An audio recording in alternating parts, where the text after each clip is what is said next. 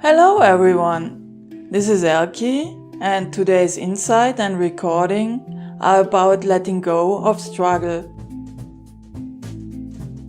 It seems there is always something that at any given time we are struggling with.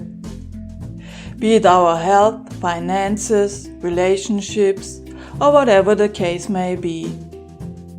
It often seems like that as soon as life starts to become somewhat enjoyable and we start to see things go into the direction that our mind can agree with, something will happen to take us out of our comfort zone yet again. The figurative rug is pulled under our feet, especially when we are not looking. This has us become even more cautious and always trying to have our backs covered, trying to figure out what could be the worst case and then prepare for that. Have you ever wondered why this is happening and why life seems to be a constant struggle? No matter what you do and no matter how positive you think and how good of a person you try to be. Again, it boils down to the fact that in our society, the mind is considered the one who creates, and it is considered the most powerful force there is for and within humanity. It boils down to the fact that the mind wants to be in control of everything, judges everything to be a certain way, doesn't want change, doesn't want to leave its comfort zone, wants everything to be a certain way, and all the attachment that goes with the above. Because in reality, there is no struggle. Struggle in its entirety is a construct of the mind. Struggle is the opposite of going with the flow. Going with what is. Knowing that everything is happening for you and not to you, and seeing things for what they are. We didn't come here to live our lives within the confines of the mind, ego and their constructs. We came here to enjoy, to express, and to create within a physical universe. Letting go of struggle truly means to leave the confinements of the mind and dive into the grandness and magnificence of who you truly are. Struggle, in reality, is just another way of your higher self trying to get your attention. To remind you that you didn't come here to just get by and live another lifetime of mediocrity. You came here to embody all of who you are, to shine your light, express, create, and expand beyond anything the mind could ever fathom or perceive.